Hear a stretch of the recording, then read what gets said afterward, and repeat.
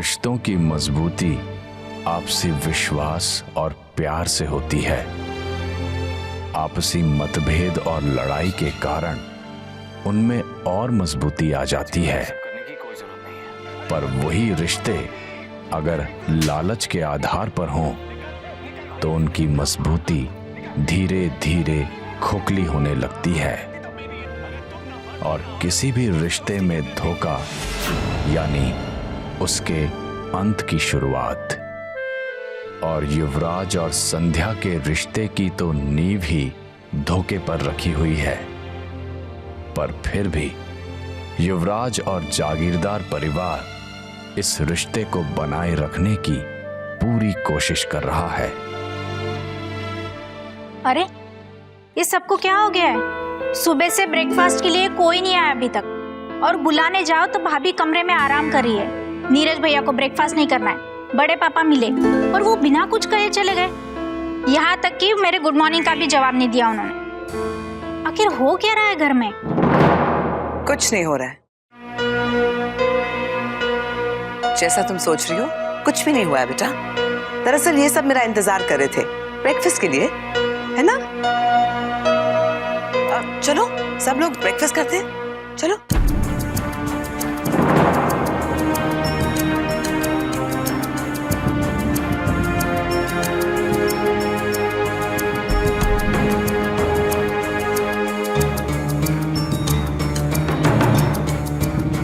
सुनीता,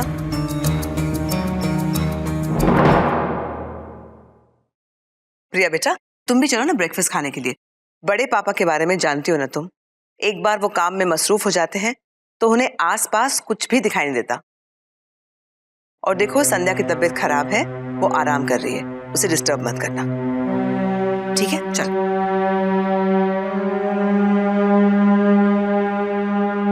युवराज, चलो बेटा।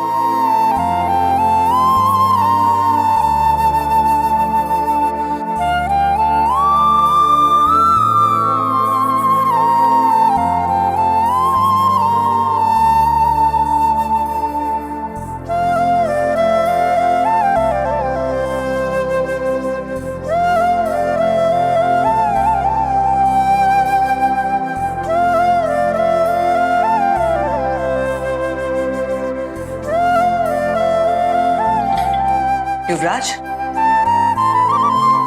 नाश्ता करके जाओ। नहीं, मुझे भूख नहीं है। अमीन, मैं बाद में संध्या के साथ ब्रेकफास्ट कर लूंगा।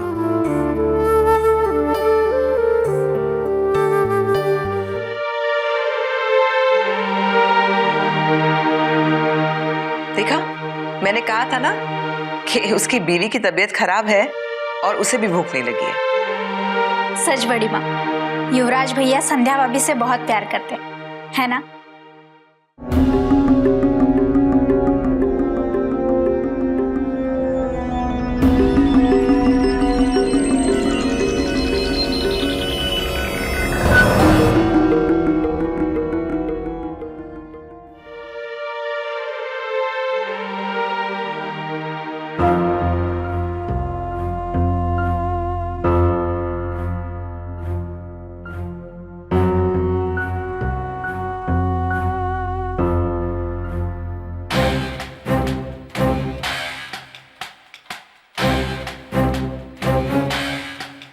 आज बड़े दिनों बाद इस किचन में अच्छी खुशबू आ रही है। इस किचन के नसीब खुल गया लगता है। मेरा मतलब है कि अच्छी खुशबू आ रही है तो शायद तुम कुछ अच्छा बना रही होगी, और कुछ नहीं।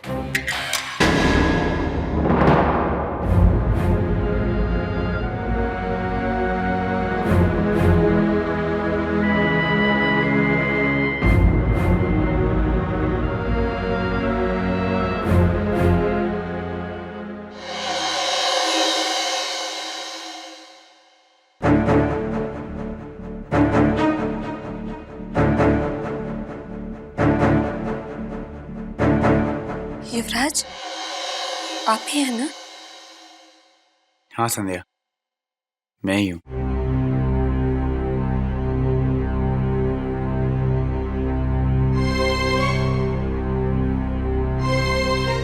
युवराज,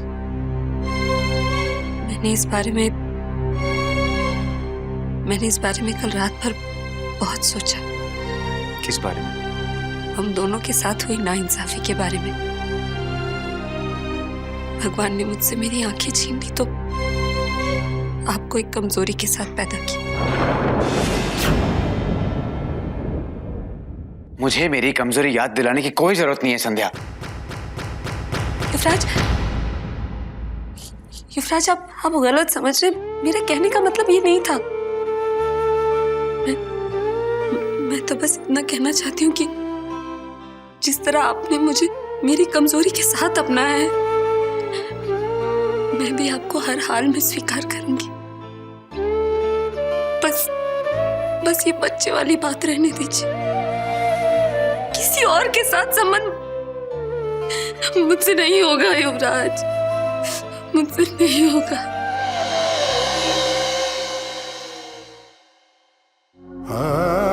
बच्चा बेहद जरूरी है संध्या। तुम मुझे किसी भी हाल में अपना पति मान लोगी, लेकिन ये दुनिया, ये समाज, ये सब तब मुझे नॉर्मल समझेंगे जब मेरे घर में मेरा एक बच्चा पैदा हो जाएगा। मैं अपने लिए दुनिया की आंखों में शक नहीं देख सकता संध्या, हरगिज नहीं। कोई शक नहीं करेगा आप पर युवराज। मैं सारा इल्जाम अपने सर ले लूंगी। कह दूंगी सबसे कि मुझे में कुछ कमी है, इसलिए मैं बच्चा पैदा नहीं कर सकती। आप पर कोई उंगली तक नहीं उठाएगा। प्लीज मेरा यकीन कीजिए। मैं बेकार की जिद मत करो संध्या। मुझे बच्चा चाहिए, मतलब चाहिए, और मेरा ये फैसला अब किसी भी हाल में नहीं बदलेगा। तुम्हें नीरज के साथ संबंध बनाना पड़ेगा संध्या, और अब मैं ना तुम्हें भी छटने दूंगा ना उसे। युवराज प्लीज ऐसा मत कीजिए। ऐसा सोचना भी पाप है। मेरे जीवन पर जो श्राप लगा है उसे मिटाने के लिए मुझे कोई भी पाप मंजूर है संध्या। मैं तो यहाँ ये सोचकर आया था कि तुम्हें रिक्वेस्ट करूंगा, तुम्हें खाना खिलाकर प्यार से समझाऊंगा, लेकिन तुम प्यार से समझने वालों में से नहीं हो। मुझे नए नए आइडियाज नहीं चाहिए, मुझे बस बच्चा चाहिए, तुमसे और नीरज से। अब ये तुम मुझे खुशी खुशी दो या रो रो के, ये तुम्हारी मर्जी।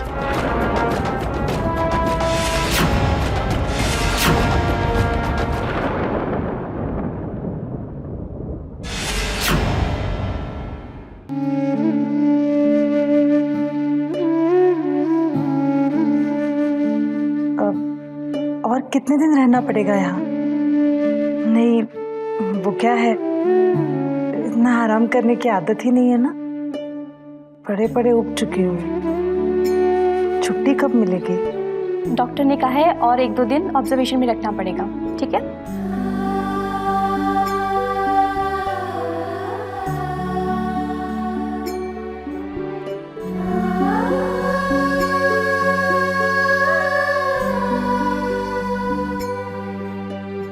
उठो, दवाई ले लो। चलो दवाई बेटा, दवाई तो लेनी पड़ेगी ना। दवाई नहीं।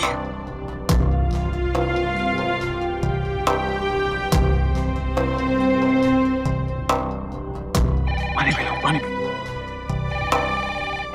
Very hello hello. अरे आज तुम घर कैसे? स्कूल नहीं गए क्या? नहीं आई। स्वाति का पेट बहुत दर्द हो रहा है। पापा ने कहा कि उसे फूड पॉइजन हुआ है। क्या कर रहा है वो? छोड़। हाँ सभी, क्या हुआ? क्या बता रहा है पूर्व? क्या हुआ स्वाति को? कुछ भी तो नहीं, ऐसी घबराने वाली कोई बात नहीं है सभी। ऐसे कैसे? अपूर्व ने तो कहा स्वाति का पेट खराब है, उसे उल्टियां भी हो रही है। आपने जरूर उन दोनों को बाहर का खाना दिया होगा। हाँ? सभी वो एक्चुअली 1-2 बार। मुझे पता था मेरे पीछे यही सब होगा। रिलैक्स सभी, देखो तुम जितना सोच रही हो ना उतनी कोई सीरियस बात नहीं है। मैंने अभी अभी स्वाति को दवाई दी है और वो अभी ठीक है। सभी तुम सुन रही हो ना? हाँ सुन रही हूँ। मैं नहीं करूँगी चिंता। अब स्वाति को संभाल। रखती हूँ फोन। क्या रे अपू, ये स्वाति के बारे में सब कुछ आई को बताने की क्या जरूरत थी? जाओ जाके पढ़ाई करो।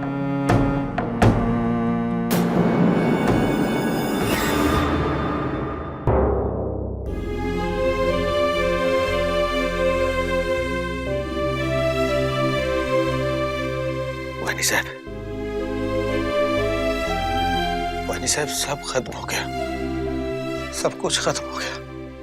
पंकज, ऐसा मत कहो। अगर तुम सब लोग इस तरह टूट गए तो सब कुछ नहीं, अब भी कुछ नहीं बिगड़ा है।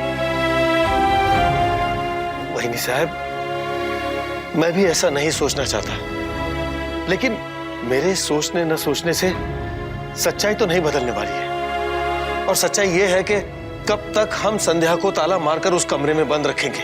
कब तक? वो सच जान चुकी है, एक न एक दिन उसे कमरे से बाहर निकालना ही पड़ेगा। और फिर मेरी बेटी भी मुझसे पूछती रहती है कि संध्या भाभी की तबीयत खराब है तो उन्हें कमरे में अकेले क्यों रखा हुआ है? किसी न किसी को उसके साथ रहना चाहिए। मैं उसके साथ रहूंगी। क्या जवाब दूं मैं उसे? क्या जवाब दूं?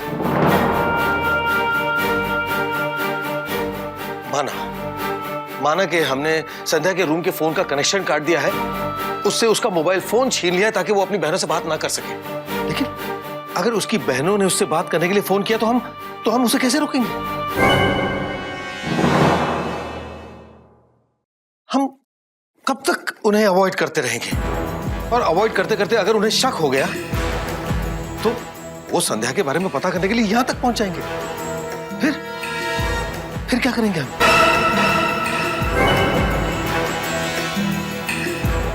और अगर संध्या ने या तो फोन पर या उन्हें मिलकर सारी सच्चाई बता दी तो फिर हम क्या करेंगे?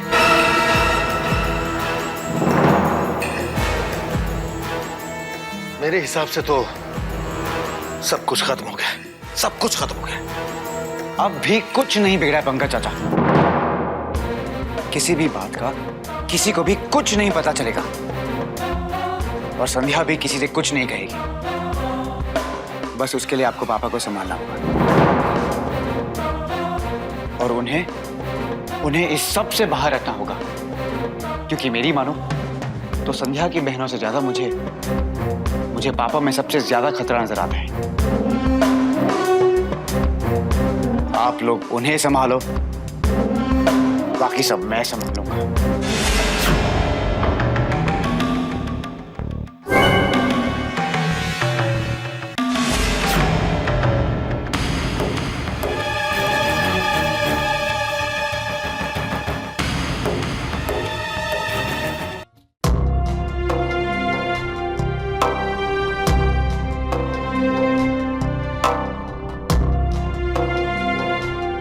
एक्सक्यूज मी, रुको, उसे रोको जरा।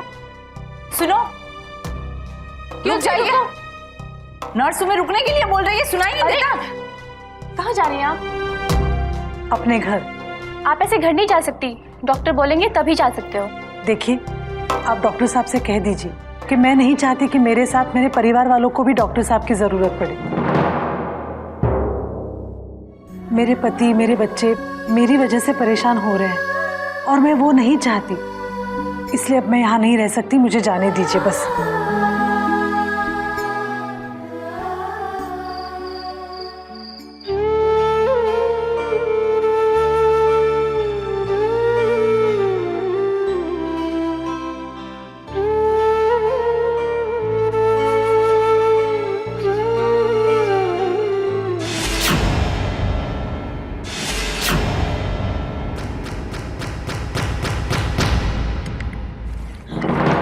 कहाँ जा रही संध्या? पहले कुछ खा लो, कल से तुमने कुछ भी नहीं खाया। मुझे नहीं खाना। थोड़ा सा खा लो प्लीज। चलो हम साथ खाते हैं, आओ।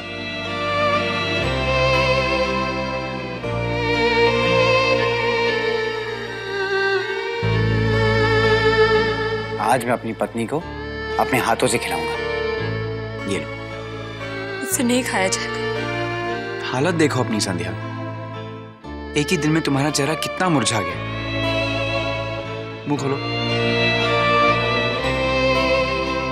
जिद मत करो संध्या। तुम्हें पता है कल से मैंने भी कुछ नहीं खाया, क्योंकि जब तक तुम कुछ नहीं खाओगी मैं भी नहीं खाऊंगा। अब क्या मेरी इतनी भी परवाह नहीं है तुम्हें? पहले तो इतना प्यार जताती थी मुझ पर, दुनिया के सारे भगवान का शुक्रिया अदा करना चाह रही थी कि मुझ जैसा पति मिला है। अब क्या सच्चाई जानने के बाद सारा प्यार खत्म हो गया? हाँ संध्या, मेरी एक कमजोरी ने सब कुछ खत्म कर दिया। नहीं युवराज, ऐसा मत कहिए। अगर जाने अनजाने में मैंने आपको दुख पहुंचाया तो प्लीज मुझे माफ कर दीजिए। युवराज, हम जिंदगी भर पति पत्नी बनकर रहेंगे। मैं मर जाऊंगी लेकिन किसी पर आपका राज कभी नहीं जाहिर होने दूंगी। युवराज, मैंने आपको मन से अपना माना है। ये शारीरिक बातें मेरे लिए कोई मायने नहीं रखती, पर मुझसे ऐसा पाप मत करवाइए। और जहां तक बच्चे का सवाल है, उसके और भी तो कई तरीके। भगवान ने आंखें नहीं दी है लेकिन अकल बहुत दी है तुमको संध्या। कब से मैं तुम्हें समझाने की कोशिश कर रहा हूं कि मुझे बच्चा चाहिए, लेकिन तुम हो कि बस। लेकिन एक ना एक दिन तुम्हें मानना ही होगा संध्या, क्योंकि मुझे अपनी जिद मनवानी भी आती है और सामने वाले की जिद तोड़ना भी। अब चुपचाप खाना खाओ। बच्चा पैदा करने के लिए मां को हेल्दी होना चाहिए। ये लो, खाना खाओ। और बच्चा मुझे अपनी तरह जिद्दी मत देना, वो बिल्कुल मेरी तरह होना चाहिए। अमीन बिल्कुल नीरज की तरह होना चाहिए। पर पापा वो सिर्फ मुझे बोलेगा संध्या, वो भी सारी दुनिया के सामने, सारी दुनिया के सामने।